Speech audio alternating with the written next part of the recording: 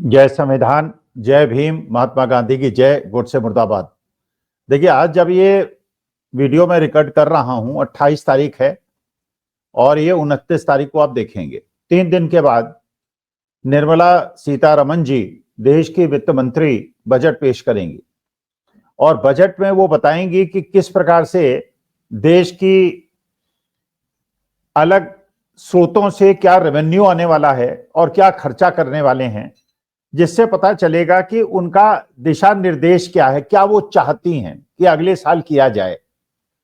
Income tax के माध्यम से कैसे पैसा आएगा, कॉर्पोरेट टैक्स के माध्यम से कैसे पैसा आएगा, अलग अलग रेवेन्यू जनरेटिंग स्कीम्स के माध्यम से कैसे पैसा आएगा,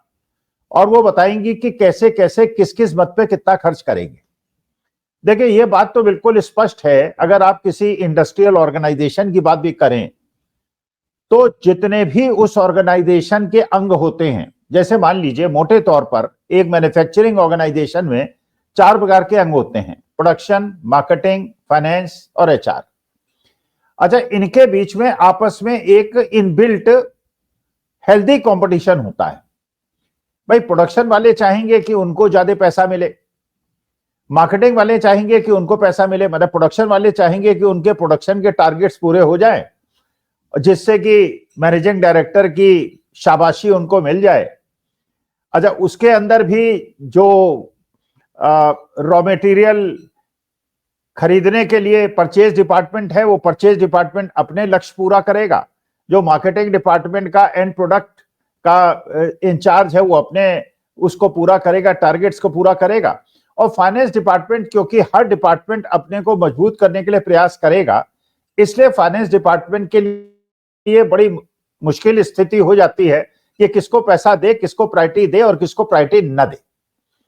अब प्रश्न उसी प्रकार की अब समस्याएं मेरे ख्याल से देश की वित्त मंत्री के सामने भी होंगी, क्योंकि देश की वित्त मंत्री को यह बात पता है कि आर्थिक स्थिति वास्तविकता में देश में कैसी। क्योंकि अभी एक नया निर्णय आपने सुना होगा कि रिजर्व बैंक ऑफ इंडिया ने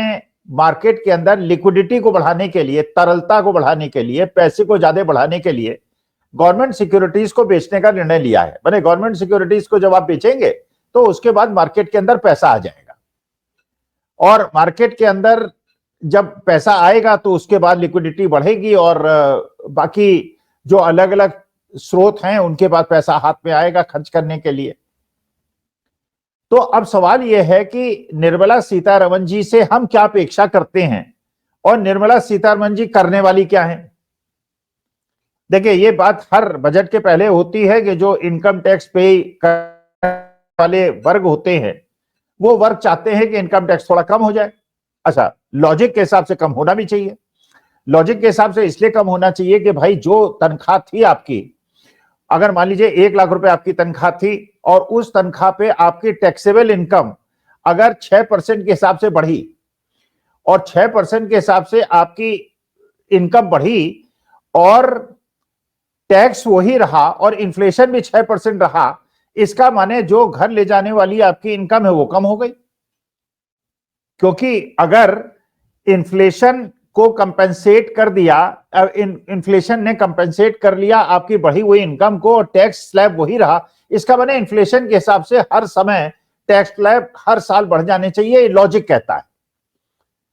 और मानी बात है कि जो वो वर्ग है जो कि 1 लाख रुपए महीने तक की तनख्वाह का है, उसको सबसे बड़ी समस्या ये होती है कि आज के तारीख में उसने अपनी आकांक्षाओं के बल पे अपने बच्चों को अच्छे स्कूल में पढ़ने के लिए भेज दिया है। वो चाहता है अच्छा इलाज हो, कम से कम 2 बेडरूम का फ्लैट हो, मोटरसाइकिल और एक छोटी कार तो कम से कम हो ही। तो क्योंकि प्राइवेट नौकरी है और प्राइवेट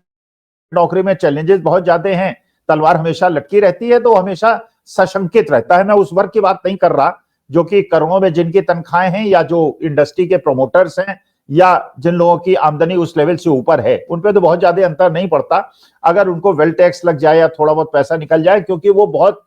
उच्च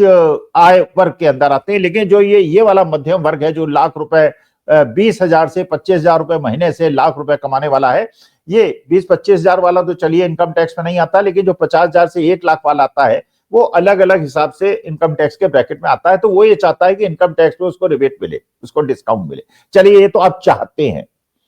जो इंडस्ट्री है वो हर इंडस्ट्री चाहती है कि उसको किसी न किसी प्रकार से प्रोत्साहन मिले और प्रोत्साहन के माध्यम से कोई सब्सिडी मिले, कोई नई स्कीम उसके लिए आए। जो बिल्कुल गरीब वर्ग है वो ये चाहता है कि भाई नौकरी हमको नहीं मिल रही तो कम से कम हमारे लिए कुछ ऐसी घोषणाएं हों कि जो हमारा जीवन स्तर है कम से कम हम उसको जी सकें। जो कॉरपोरेट वर्ल्ड है, जो बहुत अमीर लोग हैं, इंडस्ट्री है, तो अब इंडस्ट्री में भी अलग अलग प्रकार की इंडस्ट्री है, रेलवे अलग है, डिफेंस अलग है, केमिकल इंडस्ट्री अलग है, आईटी इंडस्ट्री अलग है। तो हर इंडस्ट्री की अपनी एक्सपेक्टेशन होती है, क्योंकि कंपटीशन आज के तारीख में तो वर्ल्ड मार्केट के अंदर अगर आप देखेंगे तो कंपटीशन तो हर जगह बहुत ज्यादा बढ़ रहा है, तो हर इंडस्ट्री को ये अपेक्षा होती है। अच्छा, अब सरकार के पास समस्या क्या है कि सरकार को जो पैसा मिलने वाला है, अलग अलग स्रोतों से पैसा मिलने वाला है, जब वो स्रोतों से पैसा मिलेगा तभी तो वो अलग अलग डिपार्टमेंट को पैसा देगी, अलग अलग सामाजिक वर्ग और आर्थिक वर्ग को पैसा देगी। अगर आपकी जीडीपी बढ़ रही है, अगर आपका ग्रॉस डोमेस्टिक प्रोडक्ट बढ़ रहा है, अगर देश की इनकम बढ़ रही है, तो आपके टैक्सेस बढ़ जाएंगे, आपका टैक्स कलेक्शन बढ़ जाएगा, आपका इनकम टैक्स बढ़ जाएगा, आपका जीएसटी बढ़ जाएगा, आपका कॉर्पोरेट टैक्स बढ़ जाएगा। लेकिन अगर पिछले सालों में आप देखिएगा, जब से ये जीएसटी आया है तो आपको ये पता चलेगा कि जीएसटी का कलेक्शन ज्यादा हो गया है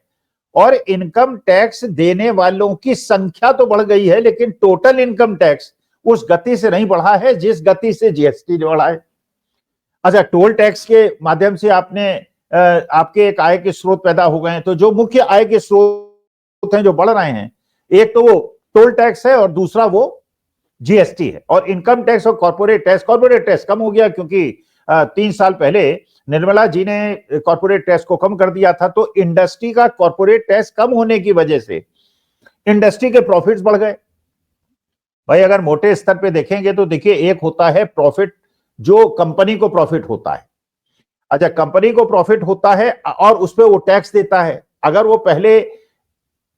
एक्स अमाउंट का टैक्स देता था तो उसका मानी बात है कि प्रॉफिट आफ्टर टैक्स कम हो जाता था, लेकिन अगर वो टैक्स की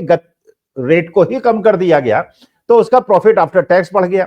उसका प्रॉफिट आफ्टर टैक्स बढ़ गया तो उससे प्रोमोटर्स को भी फायदा हुआ, जो इंडस्ट्रियलिस्ट जिसने यूनिट को लगाया है उसको भी फायदा हुआ और उसके शेयर होल्डर्स को भी फायदा हुआ। तो इसका मतलब यह है कि अगर आप चाहते हैं कि आपके पास स्रोत पैसे के ज्यादा हो जाएं, तो या तो आपको कॉर्पोरेट टैक्स को बढ़ाना पड़ेगा, या आपको इनकम टैक्स को बढ़ाना पड़ेगा, या आपको जीएसटी को बढ़ाना पड़ेगा, या आपको टोल टैक्स को, मतलब ये मैं बजट के संदर्भ में नहीं, मैं टोटल गवर्नमेंट के पॉलिसी के हिसाब से बात कर रहा हूं।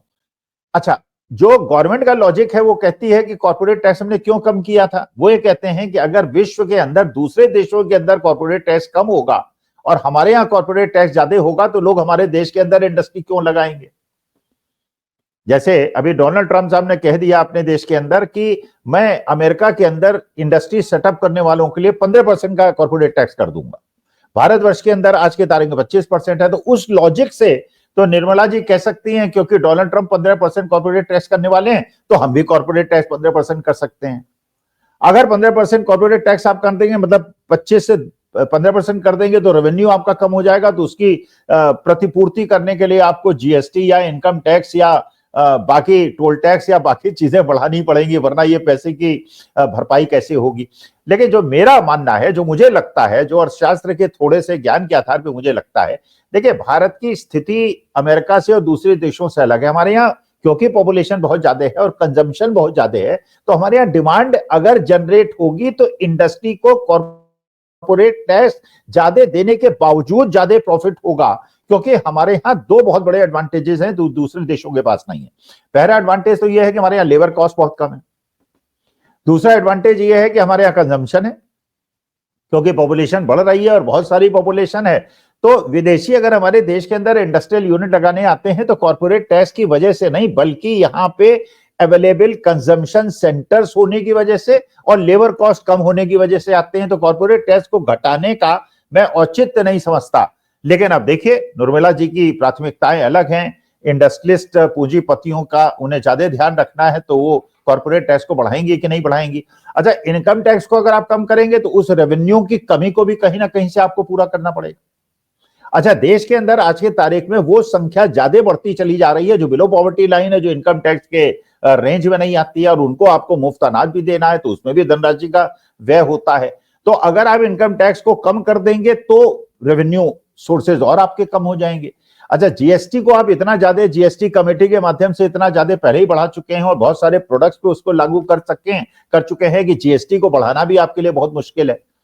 तो अब प्रश्न यह है कि जो निर्मला जी करेंगी, ये करेंगी क्या और क्या करना चाहिए? अब करेंगी क्या, ये तो चलिए आपको 1 तारीख को ही पता चलेगा वो क्या करेंगे। लेकिन जो मुझे लगता है जो करना चाहिए, पहली बात तो यह है कि जो कॉरपोरेट्स हैं उनके हुए लाभांश पे जो हम लोग बात करते हैं कॉरपोरेट सोशल रिस्पॉन्सिबिलिटी की, कि बड़ी बड़ी इंडस्ट्री जो पैसा कमाती हैं समाज के हित में उनको भी योगदान देना चाहिए, और ऐसा योगदान नहीं देना चाहिए जो नॉन प्रोडक्टिव हो, बल्कि प्रोडक्टिव योगदान हो उन्हें देना चाहिए। जैसे अगर देश के गरीबों की आमदनी को में बढ़ोतरी होगी तो वो परचेज करेंगे तो इंडस्ट्री को फायदा होगा, नेशन को फायदा होगा। तो बड़ी जनसंख्या को प्रोडक्शन एक्टिविटीज में इन्वॉल्व करना और उनके लिए सोशल वेलफेयर स्कीम, अगर आज की तारीख में गवर्नमेंट के पास इतना पैसा नहीं है कि वो कर पाए, तो कॉरपोरेट्स को उसमें इन्वॉल्व होने और उसमें कंट्रीब्यूट करने की आवश्यकता है। क्योंकि अगर आपके देश के 60-70% लोग ऐसे होंगे जो मुख्य धारा में अपना कंट्रीब्यूशन नहीं दे पाएंगे, तो देश की उन्नति नहीं हो पाएगी। हालांकि ये बात बिल्कुल सही है, क्योंकि आपके देश की जनसंख्या बहुत ज्यादा है, इसलिए आपकी जीडीपी उन देशों से नेचुरली ज्यादा होगी जिनकी 15-20 करोड़ की जनसंख्या है और आपकी 142 करोड़ की जनसंख्या है। और हम इस बात पे इतराते हैं अगर कि 142 करोड़ की जनसंख्या में हम उतनी नेशनल इनकम जनरेट करते हैं जो 15-20 करोड़ के देश करते हैं, तो मेरे ख्याल से कंपैरिजन ठीक नहीं है, क्योंकि हमारी जीडीपी उनसे 7 गुनी 8 गुनी ज्यादा होनी चाहिए अगर पर कैपिटा इनकम या देश की समृद्धि का निर्णय लिया जाए तो। अच्छा, फिर एजुकेशन सेक्टर। अब जो एजुकेशनिस्ट हैं, जो एकेडमिशियंस हैं, वो कहते हैं एजुकेशन सेक्टर में ज्यादा पैसा होना चाहिए एलोकेट। जो मेडिकल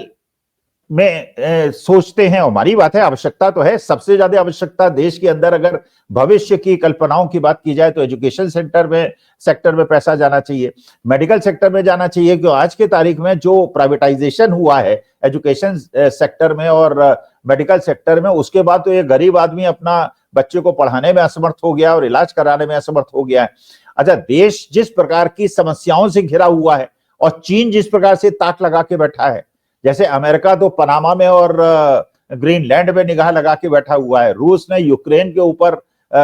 ऐसी की तैसी उनका 20% एरिया रूस ने अपना कब्जा कर लिया है। चीन जो है वो ताइवान और भारतवर्ष के अंदर अपनी घुसपैठ और गंदी निगाहें डालता रहता है। तो ऐसी समस्या में हमारी डिफेंस के बजट में भी बढ़ोतरी की आवश्यकता है। तो देश की जनता को भी आवश्यकता है, देश के भविष्य के लिए एजुकेशन और मेडिकल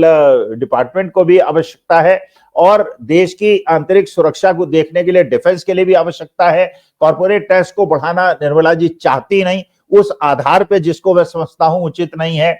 और इनकम टैक्स आप बढ़ा नहीं सकते। तो ये देखने की बात है कि आप डेफिसिट बजट बहुत तगड़ा पेश करने के बजाय किस प्रकार से रेवेन्यू, क्योंकि और जीडीपी अगर आपकी बढ़ रही होती, अगर आपकी जीडीपी 7% से 8%, 9%, 10% होती, और उसके बाद क्योंकि आपने लोन आपके बहुत ज्यादा बढ़ गए हैं पिछले 10 साल के अंदर, और लोन को रिपे भी आपको उसी इनकम में से करना है, और उसके लिए ब्याज और मूलधन का पैसा भी वापस करना है। जैसे मैं हमेशा उदाहरण देता हूं, बड़ा सरल उदाहरण है कि अगर आपकी घर की आमदनी 1 लाख रुपए महीना है, 80,000 आप खर्च करते हैं और 20,000 बचाते हैं तो आपको कोई समस्या नहीं। लेकिन अगर आप 5 करोड़ का लोन ले लेंगे और उस 5 करोड़ के लोन पे आपके 8 लाख रुपए महीने की किस्त बन जाएगी, तो और इनकम अगर 1 लाख से 10 लाख नहीं होगी तो आप उसका भुगतान कैसे करोगे, और आप डेट ट्रैप में आ जाओगे। तो अगर आपकी जीडीपी नहीं बढ़ रही है, अगर आपके रेवेन्यू सोर्सेज नहीं बढ़ रहे हैं, और रेवेन्यू सोर्सेज जो आप क्रिएट कर रहे हैं अपने जीएसटी के माध्यम से, और टोल के माध्यम से, जिससे मध्यम वर्ग और निम्न वर्ग को ज्यादा पैसा वसूल रहे हो, और कॉर्पोरेट टैक्स बड़े लोगों के लिए माफ करके, तो इस प्रकार का जो असंतुलन पैदा होने वाला है। अब देखते हैं 1 तारीख को निर्मला ताई क्या करती है, किस प्रकार से इस उलझन को सुलझाती है। लेकिन जो मुझे लगता है, जो पिछले 10 साल से हम देखते चले आए हैं, जो सारा का सारा सरकार का ध्यान इस समय धार्मिक मुद्दों पे उछालना हो रह गया है, और जो आर्थिक मुद्दे हैं और उन आर्थिक मुद्दों से जुड़े हुए सामाजिक मुद्दे में उन पे बहुत ज्यादा ध्यान नहीं है। लेकिन मैं अपनी बात को रिवाइज करूंगा, अगर 1 तारीख को देश की वित्त मंत्री कोई ऐसा बजट पेश करेंगी जिससे देश के गरीब और मध्यम वर्ग को फायदा होगा, और बहुत जो बड़े अमीर लोग हैं जो पैसा कमा के देश के बाहर जाके सेटल होने का प्रयास कर रहे हैं, उनकी जेब से थोड़ा पैसा निकालेंगे, क्योंकि पैसा बांटने के लिए या अलग सेक्टर या प्रायोरिटी सेक्टर को पैसा देने के लिए आवश्यक है किसी न किसी के जेब से पैसा निकाला जाए। अब देखते हैं निर्मला ताई 1 तारीख को क्या करती है। नमस्कार, धन्यवाद और प्रणाम।